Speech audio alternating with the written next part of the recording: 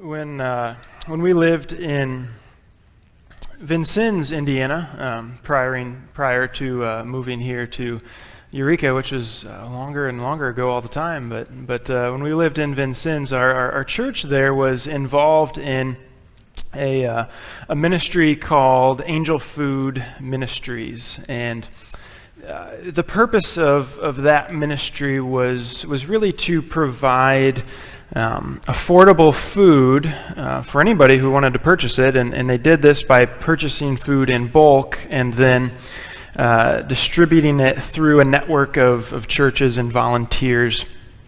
So how it would work is Angel Food would send a food list to the churches involved, a list for the upcoming month, and then the churches would take that list, that menu, and publicize that. They would take orders for boxes of assorted food.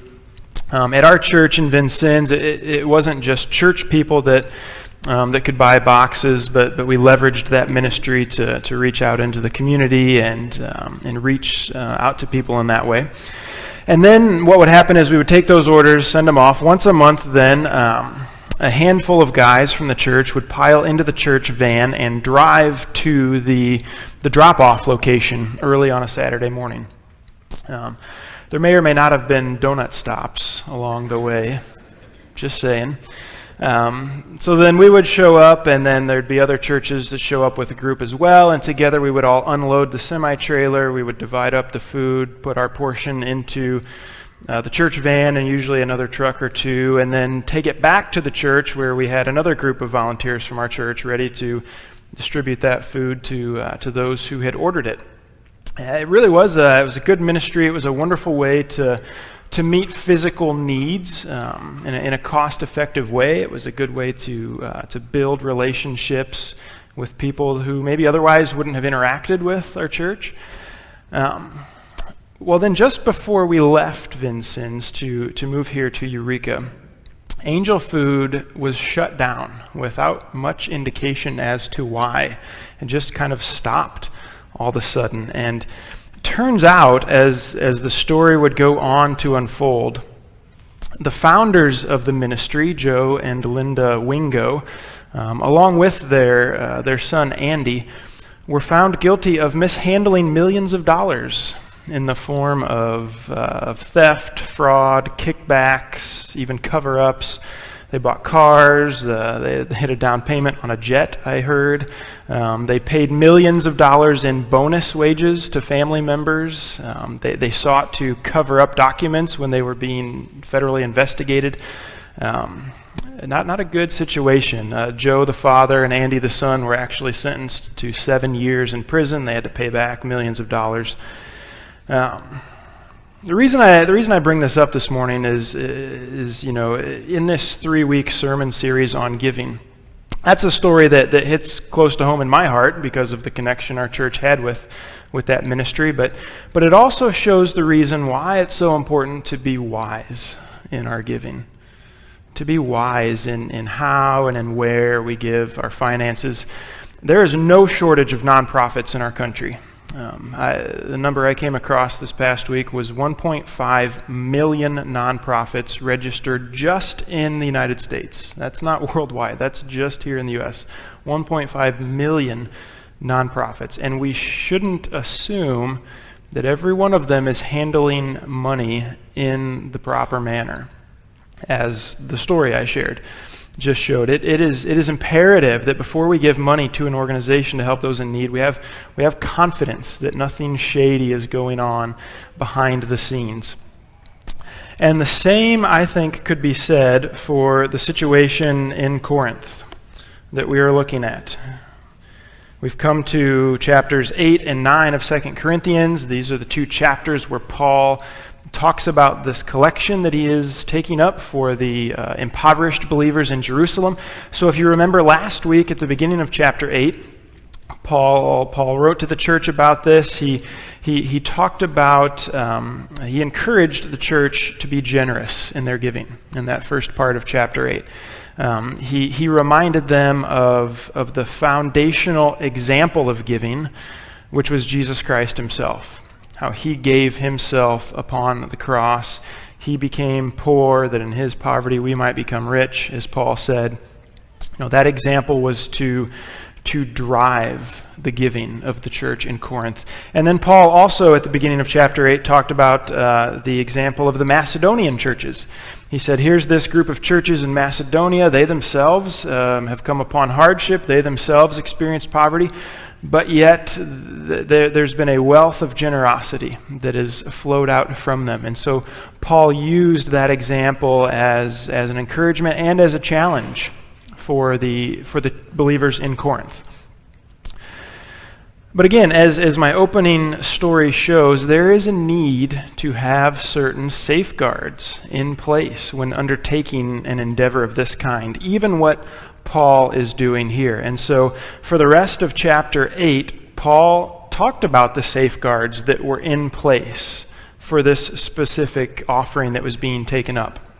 He wanted to show the church that they can indeed give with confidence toward this effort. So I would encourage you to follow along with me. We'll read straight through the passage this morning and go back through and talk about it.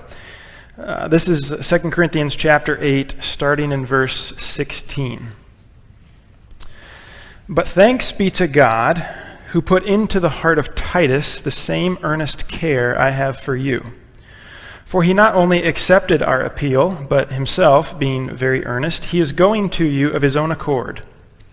With him we are sending the brother, who is famous among all the churches for his preaching of the gospel. And not only that, but he has been appointed by the churches to travel with us as we carry out this act of grace that is being ministered by us, for the glory of the Lord himself and to show our goodwill. We take this course so that no one should blame us about this generous gift that is being administered by us, for we aim at what is honorable not only in the Lord's sight, but also in the sight of man. And with them we are sending our brother, whom we have often tested and found earnest in many matters, but who is now more earnest than ever because of his great confidence in you. As for Titus, he is my partner and fellow worker for your benefit. And as for our brothers, they are messengers of the churches, the glory of Christ. So give proof before the churches of your love and of our boasting about you to these men. So what we see in this passage here is that there are three different safeguards that Paul had put in place to ensure that things would be handled correctly. The taking up of this offering, the distributing of that offering. The first thing we see is that individuals were chosen to gather and to administer the gift who had proven themselves in the past. And we're only given the names of one of them, but all three of these, we are told specifically, have proven themselves, that they are trustworthy. So in verses 16 and 17, we do see Titus, the one who is named. Titus was one of these three individuals. We know from previous chapters that Titus had made a trip to Corinth, at least one trip already. He had taken that difficult letter from Paul to the church. He had taken the response from the church back to Paul. He'd given Paul that update that Paul was so encouraged about back in chapter 7. So not only is Titus deeply trusted by Paul himself, but Paul says he has the same earnest care for the believers that Paul does. So the Corinthians would know that. They would know that Titus cares for them. They've interacted with Titus already. Titus has proven himself to both Paul and to the believers in Corinth. So we see that there. It makes him, I guess, a natural selection to participate in the administrative part of this offering. You go on to verses 18 and 19, and we're told about the first of the two unnamed brothers.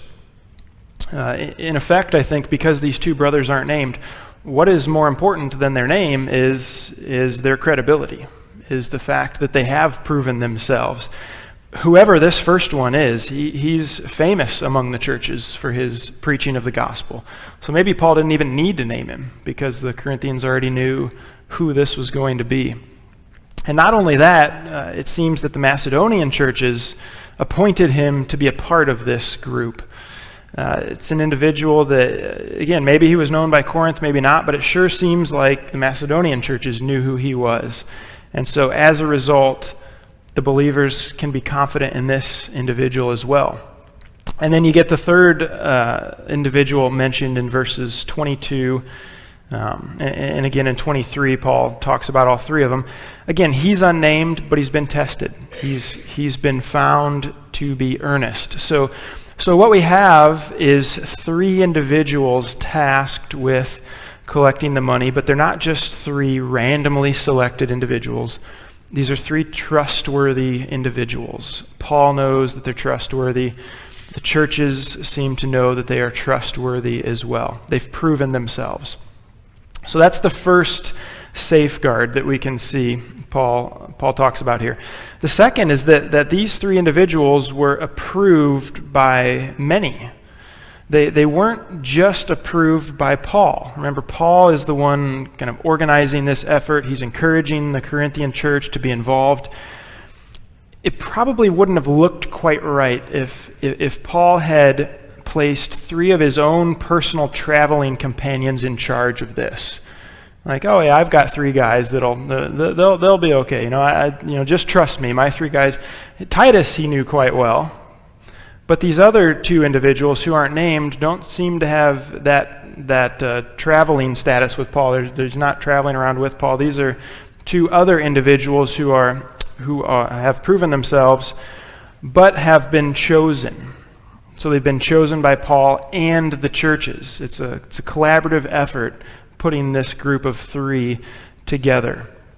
So again, being approved by many provides kind of another layer of safety within this whole thing.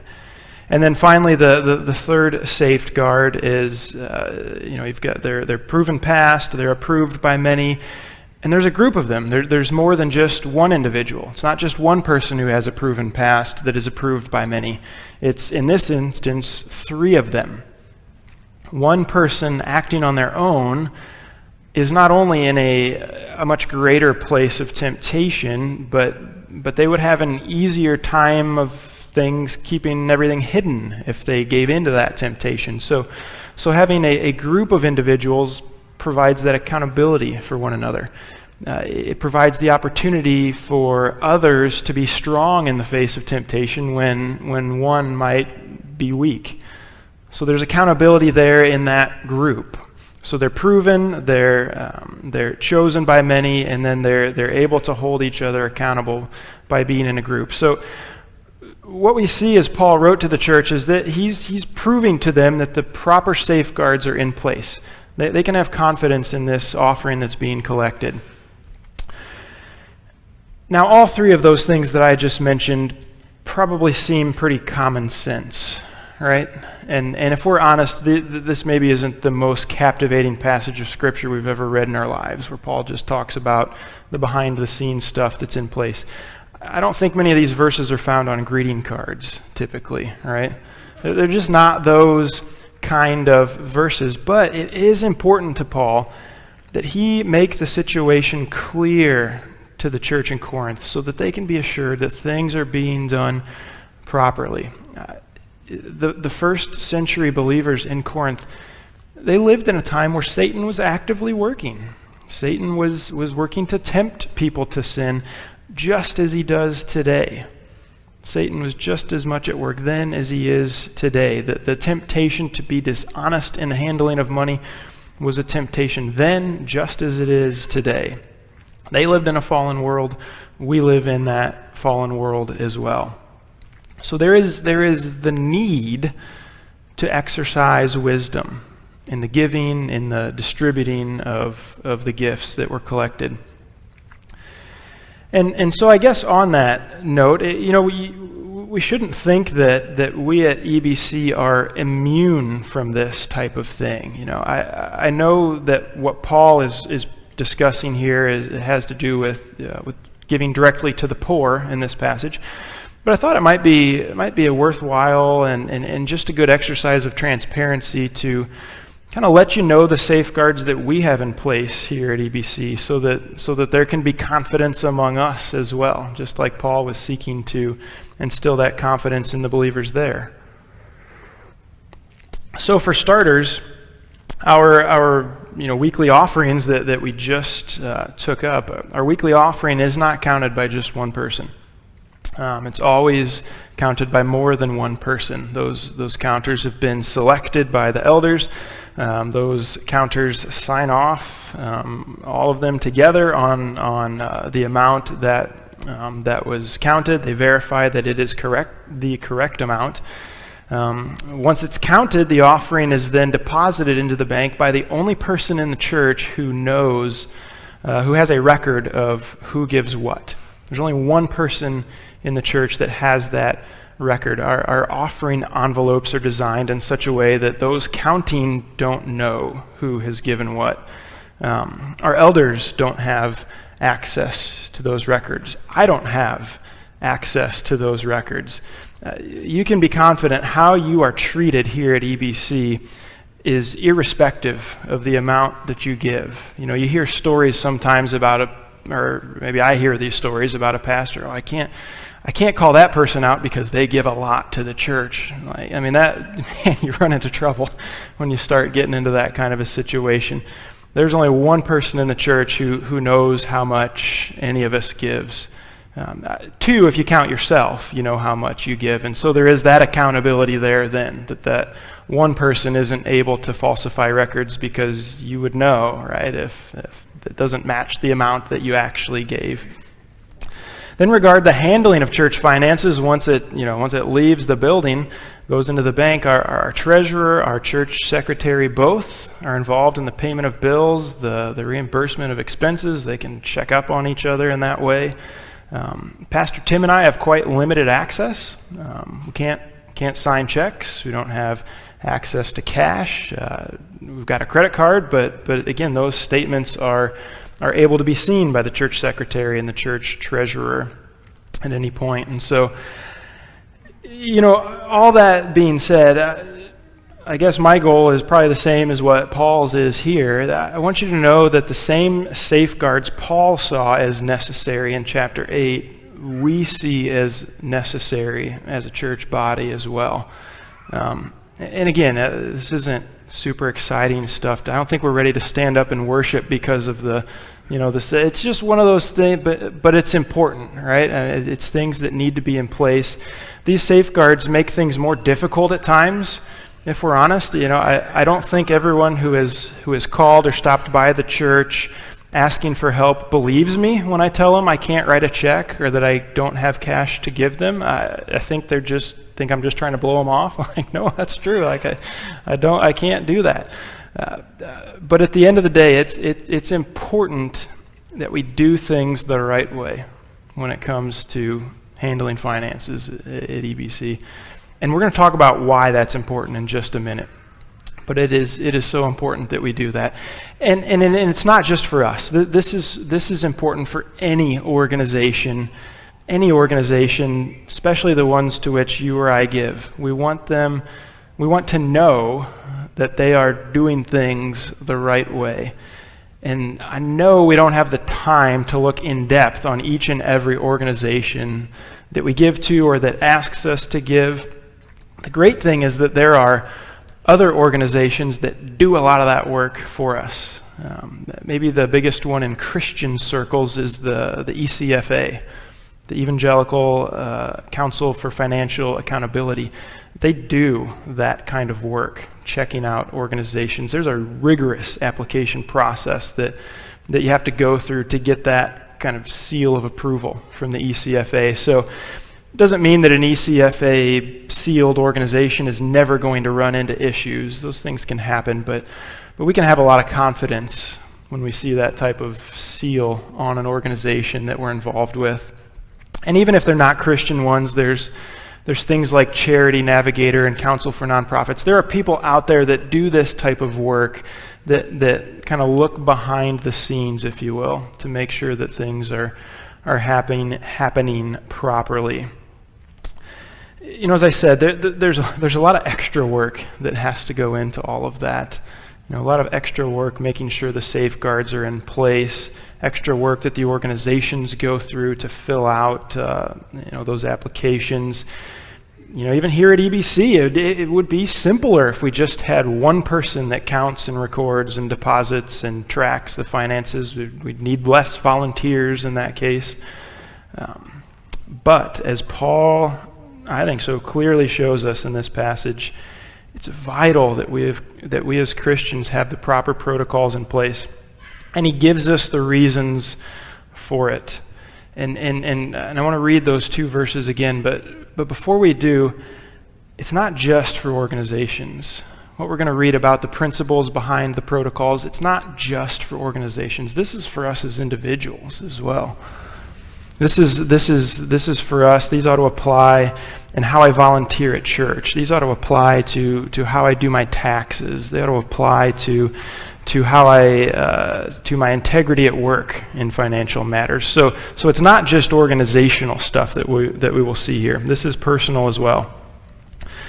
So verses 20 and 21, I want to read those again. This is why all this stuff is put in place.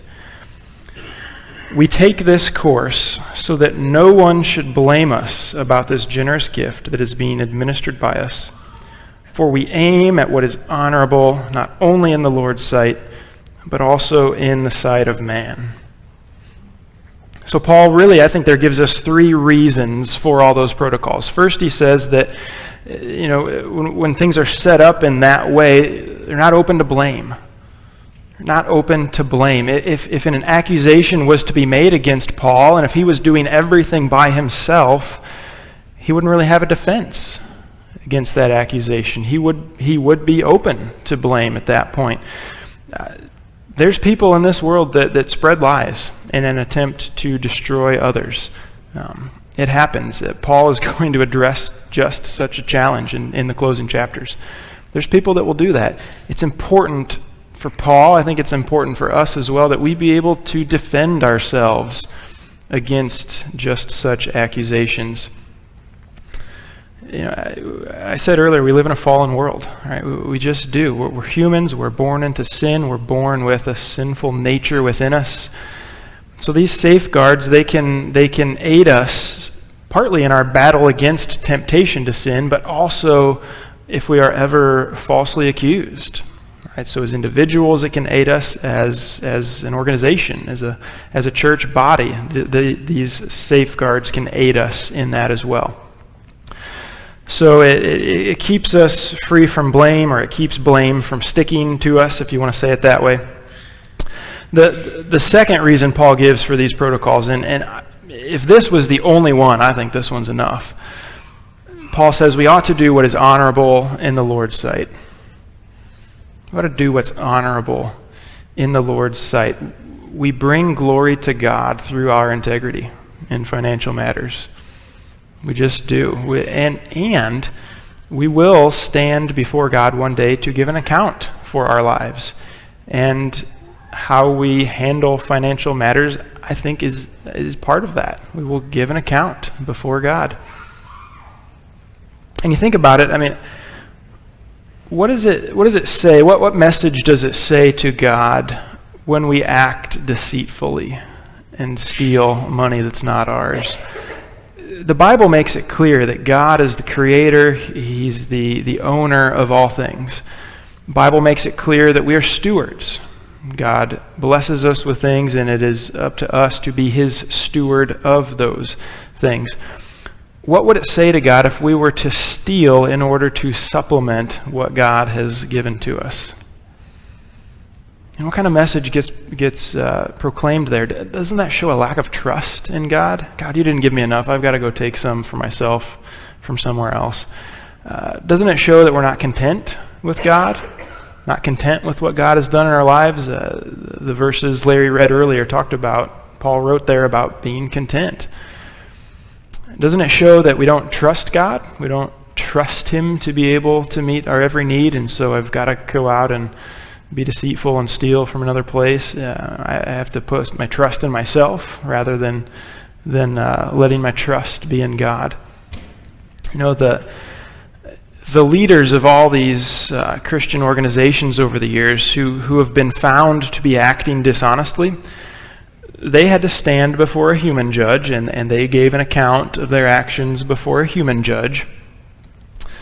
But that situation probably pales in comparison to them standing before God, giving an account in that setting.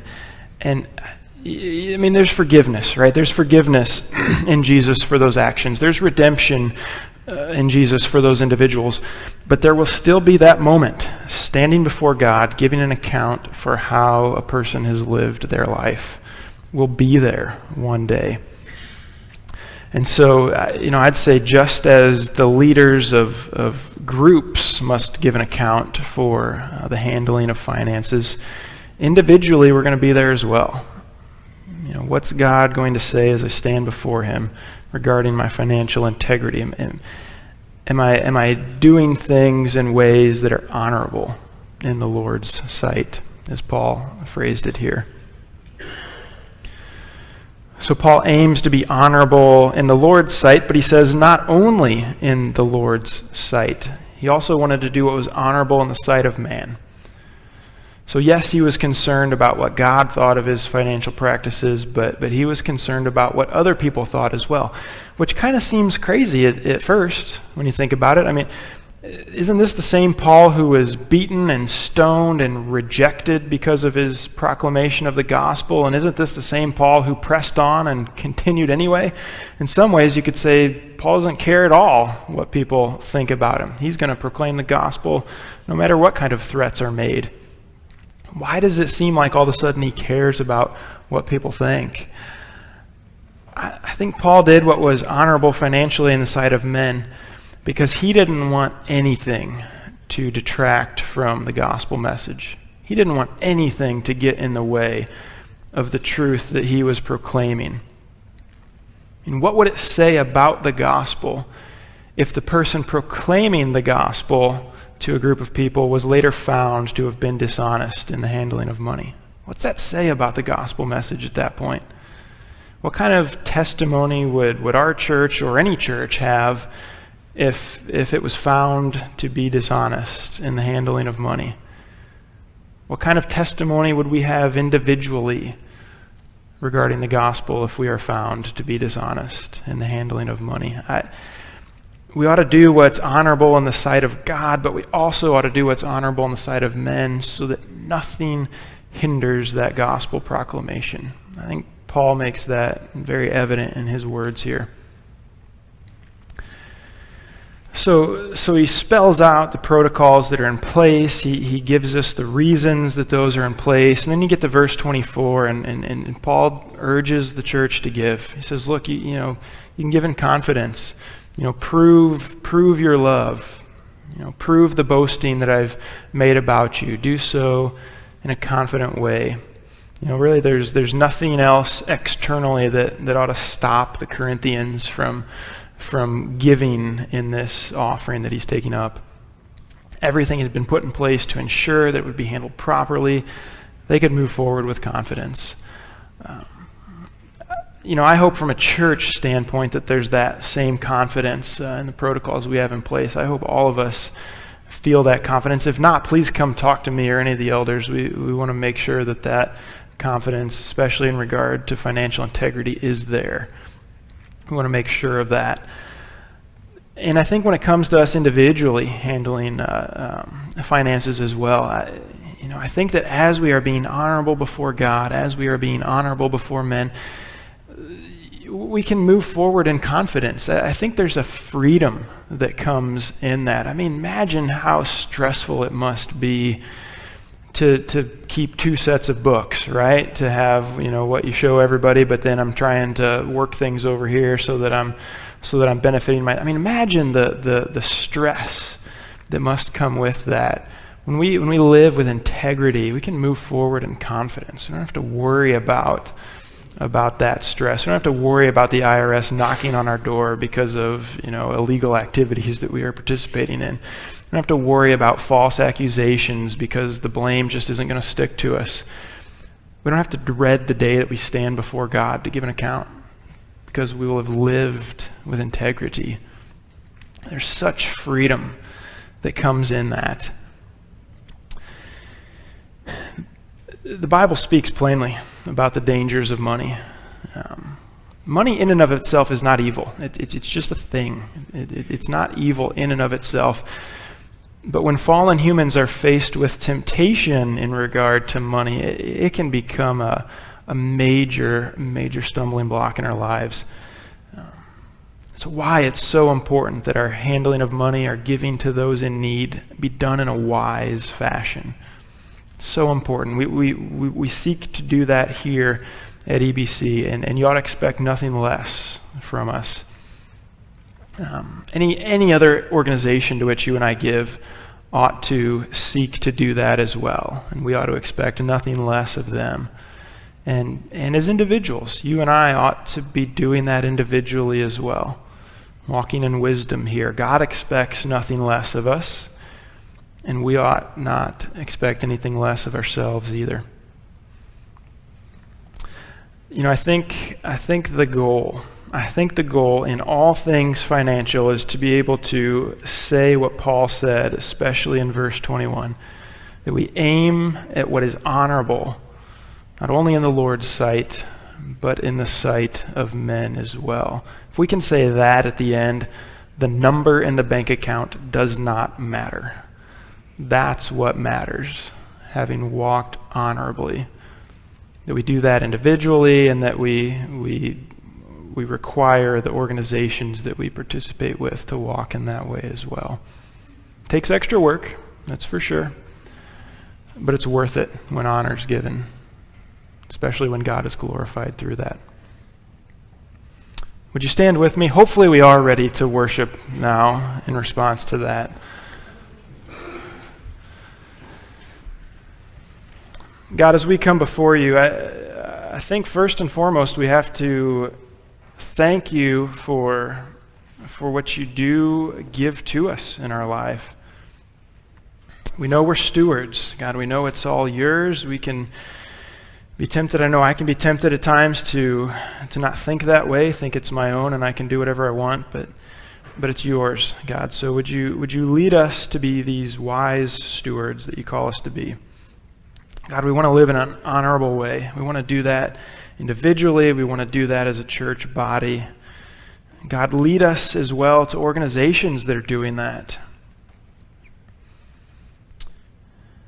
God, we know that there's temptation that comes, especially in the area of money. Would you protect us, God? Would you give us wisdom to set up the safeguards that are necessary to fight against those temptations? We don't want anything to hinder our gospel message. Quite the opposite. We want that message to go forth. We want it to shine brightly.